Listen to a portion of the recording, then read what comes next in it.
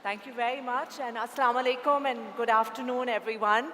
A special thank you and appreciation to PSTD, the organizers of WIBCON, Zubina, Sadia, the rest of the team who have worked effortlessly to put this amazing august gathering together.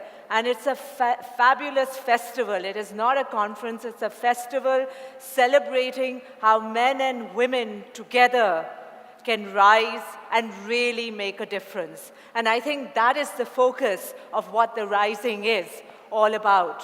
When Sadia approached me and she says, can you come and share your journey? And I spoke to her and I said, what's the topic? And she said, no, it's your personal journey.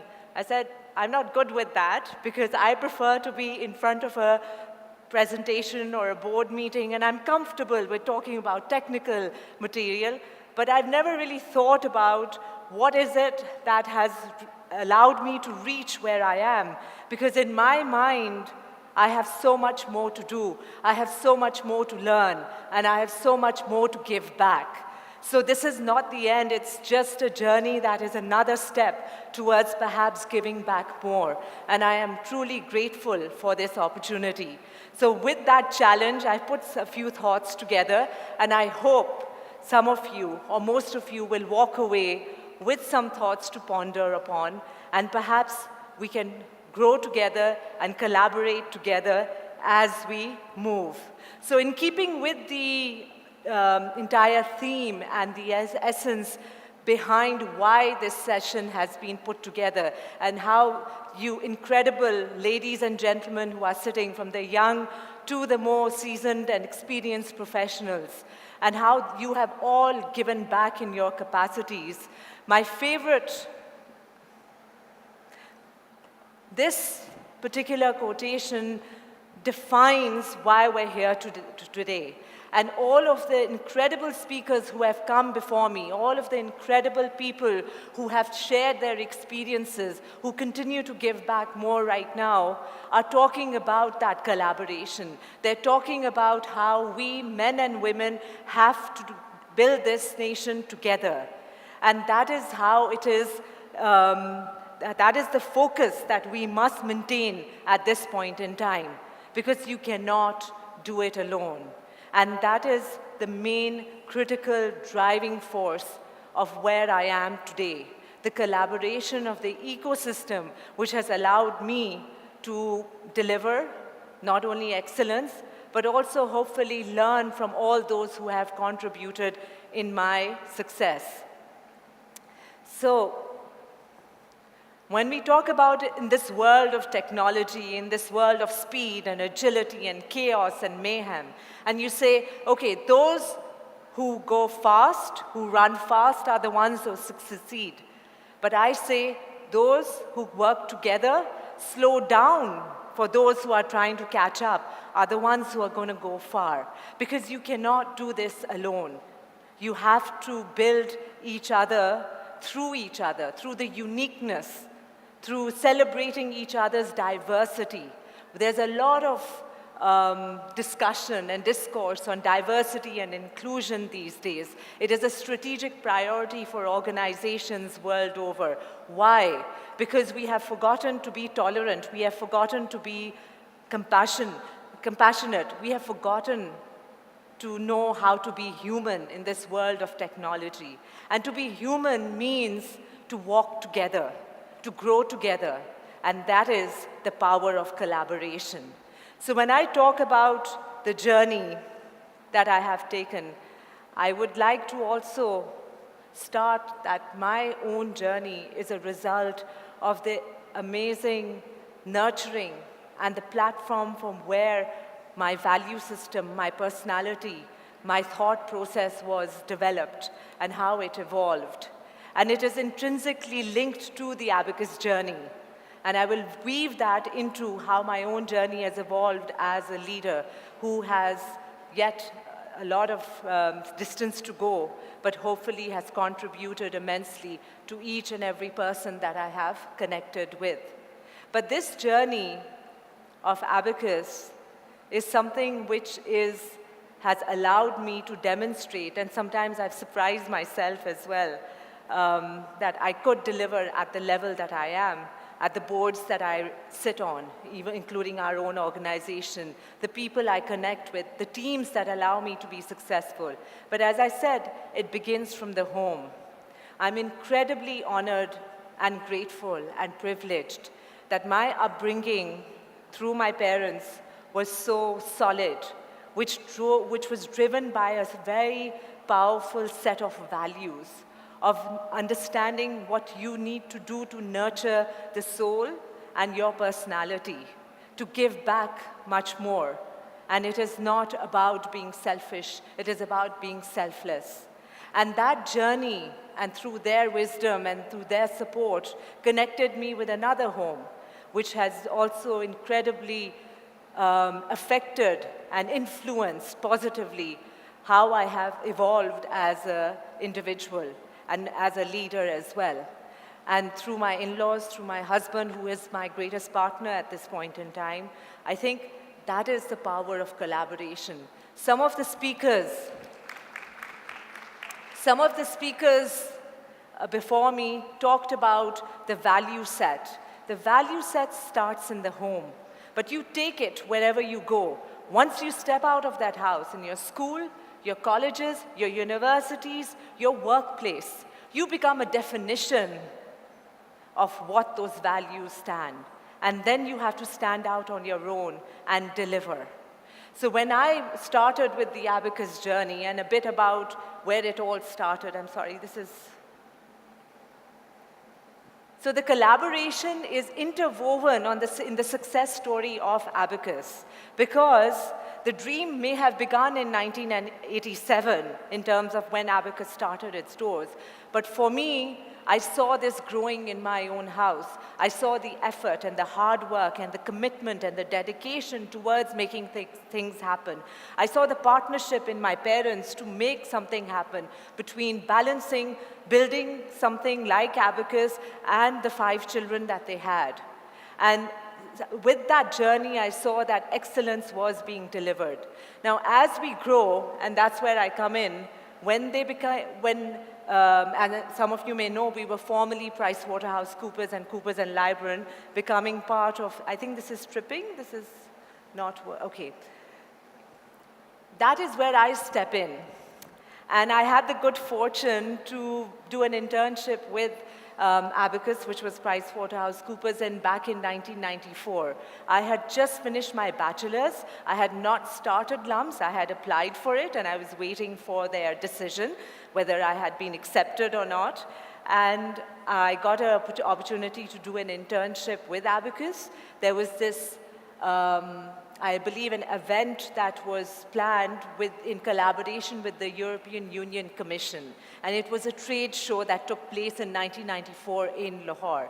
And it was an incredible opportunity, and it exposed me to so many different personalities, nationalities, and how everyone came together to talk about how we can make a difference in a country that was not theirs.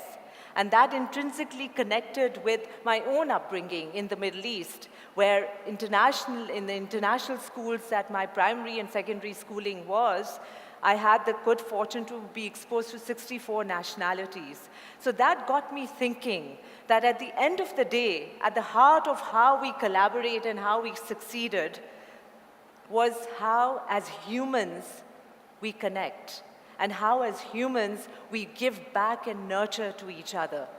So you see that evolution happening, and that journey that took place where we are right now, over the last 30 years, where the great leadership and the vision and the teamwork that is there has also enabled me to grow as a leader, because in that journey of perhaps the Mercer relationship or the Google relationship or the SAP relationship, I became a fundamental part of that decision making. And it was not an easy journey. I should share that when years ago, when the board asked me to become a director, I said no. And they said, why? I said, I'm not ready for it. And they looked at me and they said, this is the first time that someone has said, we don't want to be a director. And do you know why that happened? Because I second-guessed myself as a female. I felt that I was not ready for it because I had checked 3 out of those 5 boxes, but I had those development gaps in 2 of them.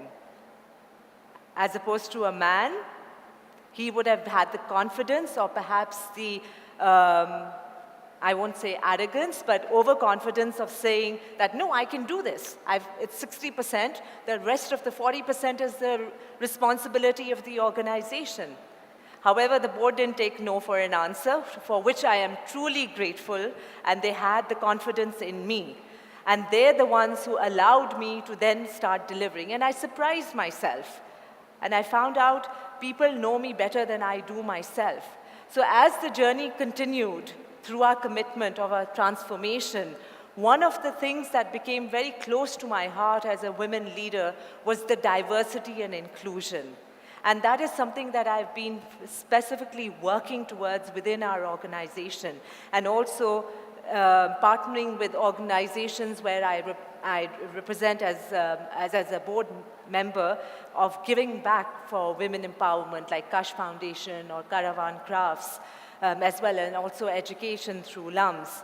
So when we talk about diversity, right now, at 2,500 employees that we have across 3 continents, we're at 36% women. That is, and the average in Pakistan is 10%. And we are growing. And we're growing, and our commitment is not just to make sure that we have women at the base levels or the middle management level, but we need to increase the level of women at the senior leadership levels, at the board level as well. And that is the commitment and the journey that I have made to grow. So, HR. Everyone asks, why HR? I started in this profession in '97 when I graduated from LUMS. And one of the things that occurred to me in my last semester over there, that whether I did a marketing course or an IT course or a finance course, and I come from a financial background, 4 of my family members are chartered accountants. Everyone loves finance and maths, and we're pretty good at it as well. But I thought that everything came down to what? What do you think it came down to? The people. The CEO who made the wrong decision, the general manager who could not manage conflict, that worker on the shop floor who did some fraud or who did not display any good team dynamics. It was about the people. It was about our engagement, our collaboration, the way we connect, how we work together. And that influenced my decision, and I said, this is something that I would like to be in. This is something that resonates with who I am, because I find it not as challenging to talk to people, unless they're talking about me. But I really like to hear their stories, because everyone's stories inspires me. And it is about that personality and the psychology of how you manage your relationships, whether at home or whether in the workplace or in the universities. So, given that particular focus, I talked about the first thing that came to my mind was the ecosystem. The ecosystem is very important. We've talked about that in our previous discussions as well, and Zubina has also talked about it. The ecosystem is not about the external environment allowing you to do what you want to do. It's about creating a world that enables you to do what you want to do. And sometimes you have to do things in order to get what you want. That means at the home, have that collaboration process, whether it is with your spouse, with your children, with your parents, and then you take it into the workplace as well, with your team members, whether they are the senior leaders, or whether they're your team members, your peers, or juniors who are reporting into you. Build that ecosystem which nurtures and allows you to collaborate. And that has been a fundamental focus of how I have been trying to live my life, both professionally and personally as well. And then, of course, the commitment to excellence. Remember, no tomorrow or tomorrow is not promised to anybody. We don't know what's going to happen in the next hour of our lives. But what we can do is live in the present. And you need to pledge to yourself that this moment is what exists and that is real. And make this moment the most amazing of your choices. And see how you transform yourselves the way you think. See that. Oh, kal kar lenge. ये हमारी बहुत आदत, मैं भी करती हूँ, मैं बहुत प्रोक्रेस्टिनेट करती हूँ. वो कल कर लेंगे, कोई बात नहीं, अगले हफ्ते कर लेंगे. No. Prioritize. If it is important, do it now. But make that commitment to excellence. Do it in the best way to honor yourself and all that you stand for. And people will honor you. We talk about respect and dignity, men and women. Respect each other. Give that dignity to each other. And see where that world takes you as well. That's through positive thinking. There's a lot of negativity in this world. But what is stopping you, all of us in this room, in this big hall, to be positive? It's only ourselves. But like Aurelie said in the beginning, it's the fear that we have inside us that we will not succeed. Therefore, we lash back, we react. Do not react. Respond. And tolerance, empathy,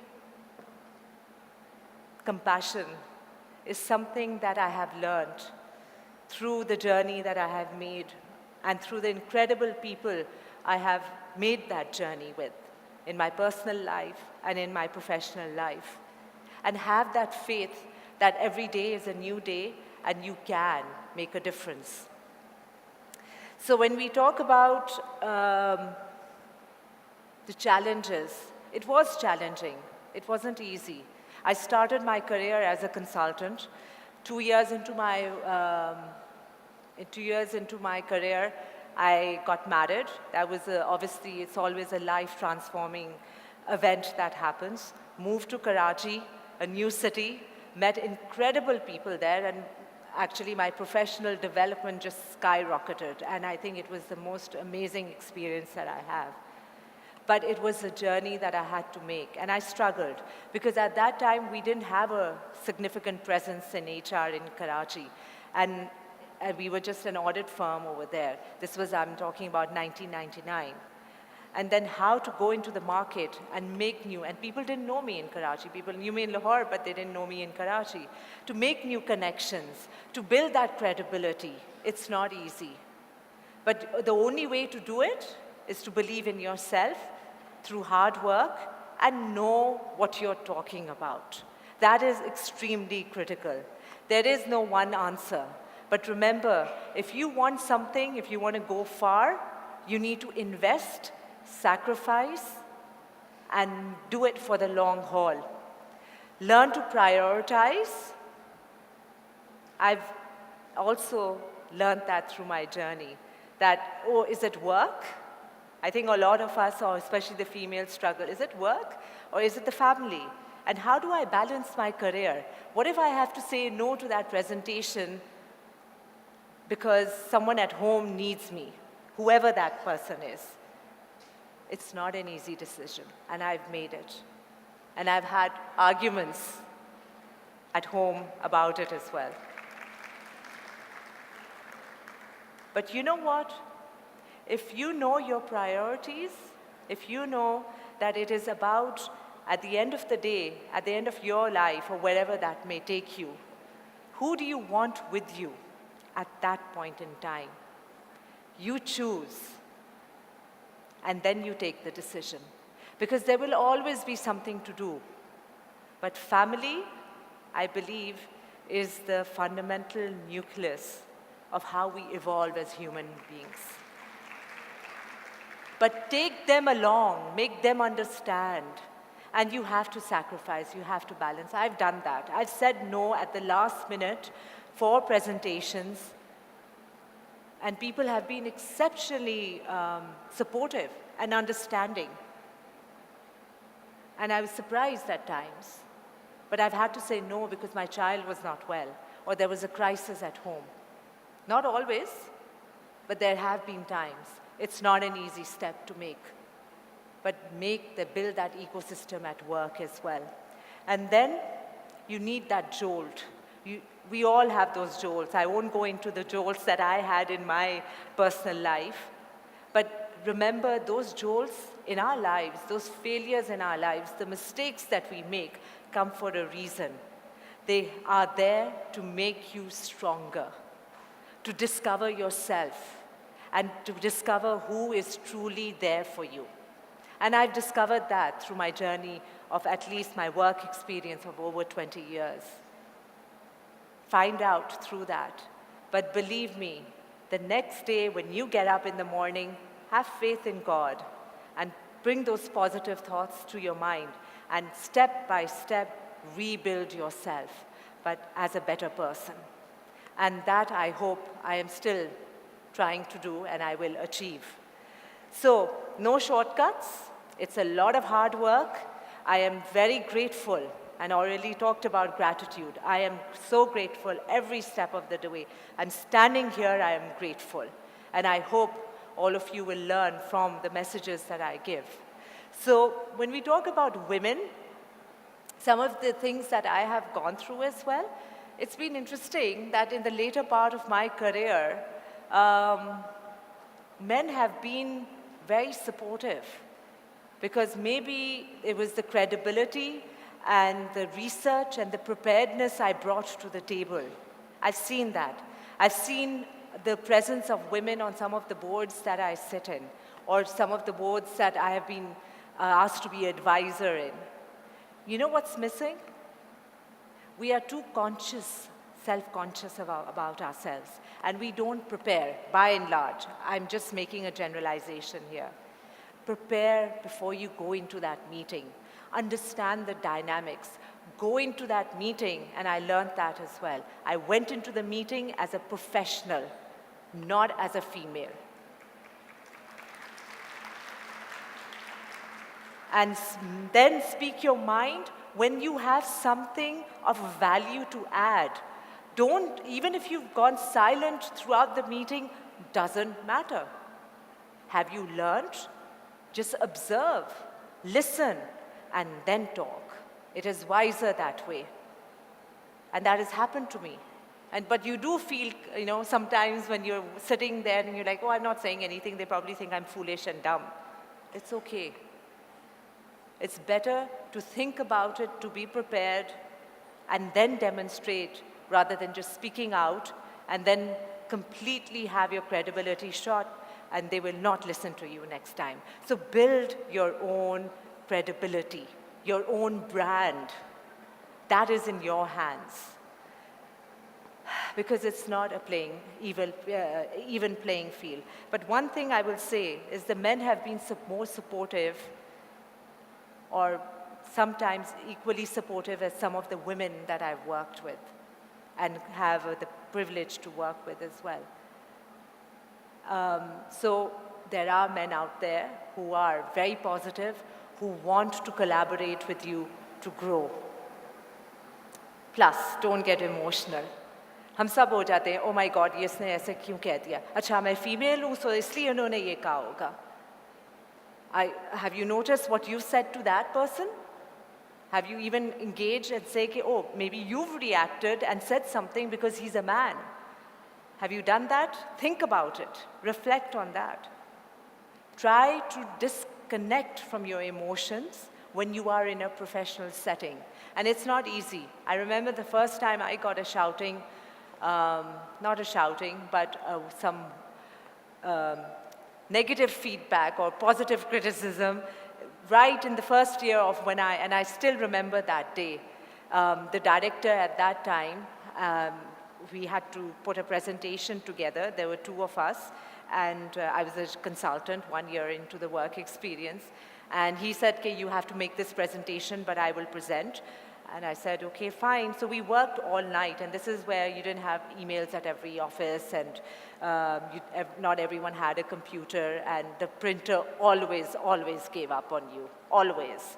So we worked all night. We had that presentation ready. We forgot to do a final QA. We walk into the client's office. start making the presentation, something is missing from the slides. And उस वक्त हम उस पे बना रहे थे, वो जो आपका प्रोजेक्टर होता है ना, ट्रांसपेरेंसी स्लाइड्स पे बनाया हुआ था. Our director at that meeting in front of the client completely हमारी बेइज्जती करके रख दी उन्होंने, client के सामने. And I came away crying. I said, oh my God, I can't do this. And I've had those journeys and I've had those elements. But it taught me that he was not talking about me. I wasn't foolish. My work was shoddy. Think about that. And next time, it made me more resolute to do better. So you need to believe in yourself in order to do that. And that is where my journey has taken me.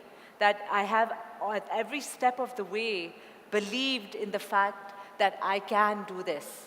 Whether it is a challenge which I have with my children, whether it is a challenge I have balancing what God has given me, and hopefully trying to make good out of it. But if you do not believe in yourself, then nothing can happen. So the center of the universe is you. But you cannot do something without those peripheral individuals, personalities, systems that will make you successful.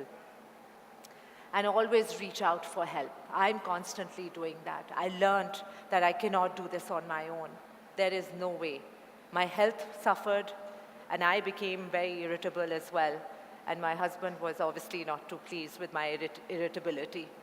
But I had to ensure that this irritability did not spoil the relationships that I have so long, have tried to build over so long. So a few words that I would conclude with is, this is what I've learned through my 20 years of experience as a woman leader out there, hopefully who will continue to inspire, I'm hoping, and also to give back, is that you can make a difference at every step of the way if you set the expectations. That's the first step. You talk about being open to feedback. Encourage people to tell you what is wrong. Encourage and then grow and learn from it. We talk about respect, interpersonal skills. A lot of us hesitate to talk to each other. A lot of us will say, oh, I can't go up to that man. What will he think? Is that right? How many of you would hesitate to go up to a random man in this, the females I'm asking? Please, can I have a show of hands? Come on, let's be brave. How many of the females will hesitate? And how many men will hesitate to go up to a female, to network? We don't have many men out over here. So the men are okay. The females are the ones who raise their hands. It's all right. But set the limitations yourself. Talk about it from a perspective of, this is why I'm engaging with you, because this is who I represent from an organization and as a professional. And this keeps getting stuck. Communicate with each other. One of the fundamental rules of collaboration is communication. And through the journeys that we have made from the clients that I have worked with across sectors in Pakistan and outside Pakistan on international levels as well, I found that communication is key. And communicating effectively is even more important as well. Are you getting that message across? Or are you just trying to mull through what your thought process is in order to deliver what your objectives are? And of course, at the end of the day, we must celebrate and we must be grateful for what we have. So my journey in a nutshell is still continuing. It is not a destination. But it is something that I'm grateful for. And I'd like to celebrate, and I have the, I think, privilege to celebrate with all of you at this point in time. And I hope, as I work with organizations like Kashf and LUMS and Kaarvan and other fabulous institutions, including Abacus, which we hope and we are taking to the globe, That is our contribution to this great nation. But we must leverage on the youth that will be our tomorrow. We must nurture our children. We must give them the direction on the values that this great nation should be defined as. If you want to change the world, change your world. And that is the power that you have within you. So find that universe, because that universe exists within you. So collaborate with compassion, tolerance, and with humanity. Thank you.